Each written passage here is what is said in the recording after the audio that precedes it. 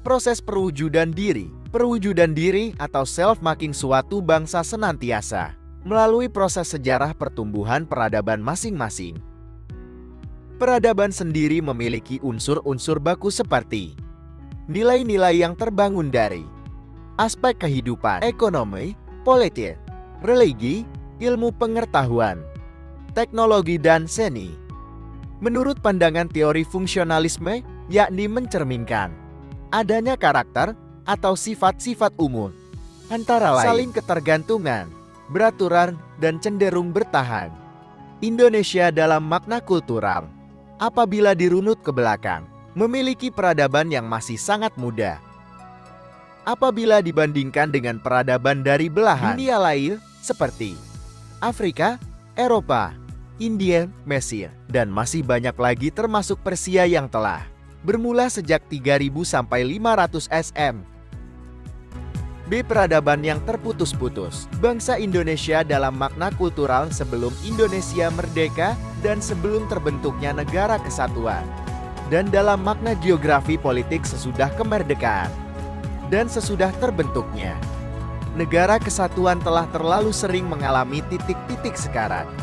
Dalam hidupnya, perang kemerdekaan sebagai revolusi sosial dan politik adalah momen yang paling krusial, sebagaimana yang telah terjadi pada bangsa-bangsa yang merdeka dari penjajahan. Ini adalah momen yang paling diagungkan, karena telah mewujudkan bangsa baru dengan idealisme dan ideologi baru.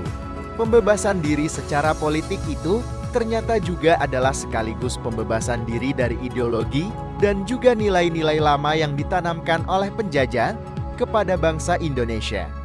Selama ratusan tahun, pencapaian nilai-nilai lama yang semula dalam sistem administrasi pemerintahan penjajahan Belanda yang kemudian mencoba menggunakan nilai yang sama. Sekali baru masih momen yang luput dari kajian sejarah sosial dan politik. Bangsa hipotesis mengatakan bahwa terputusnya proses peradaban di tahun 1945 dari akar peradaban Eropa yang dipresentasikan oleh Belanda mengakibatkan bangsa kehilangan konteks peradaban Eropa. Peradaban adalah proses sosial panjang, tidak ada jaminan kelangsungannya. Kasus Malaysia, Singapura, dan Brunei mengalami penjajahan Inggris, memiliki pertumbuhan peradaban yang stabil, dipengaruhi oleh peradaban Eropa. Beberapa negara lain seperti Vietnam dan Prancis memiliki pola pertumbuhan peradaban mirip dengan Indonesia. Sementara Thailand kurang terpengaruh oleh penjajahan Eropa.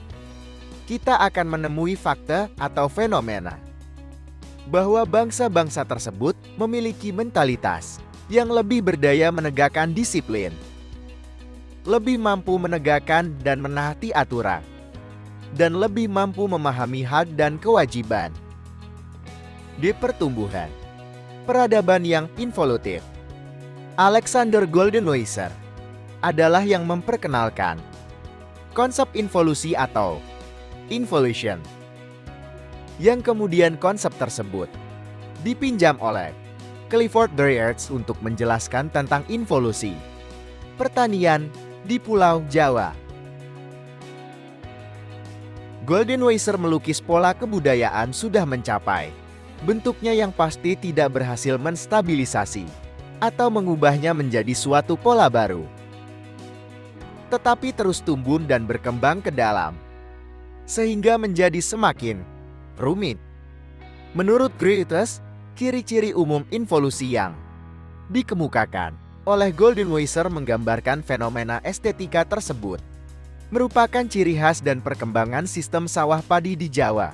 Kira-kira setelah pertengahan abad ke-20 antara lain, keuletan pola dasar yang meningkat, penggarapan internal yang begitu teliti, dan penuh dengan pernak-pernik, penjelimetan teknis dan budaya, dan keahlian teknis yang tiada habisnya. Bentuk reaktivitas defensif hanya untuk bertahan hidup dari kepunahan. Geertz meminjam konsep involusi untuk menjelaskan proses sosial peradaban bangsa Indonesia.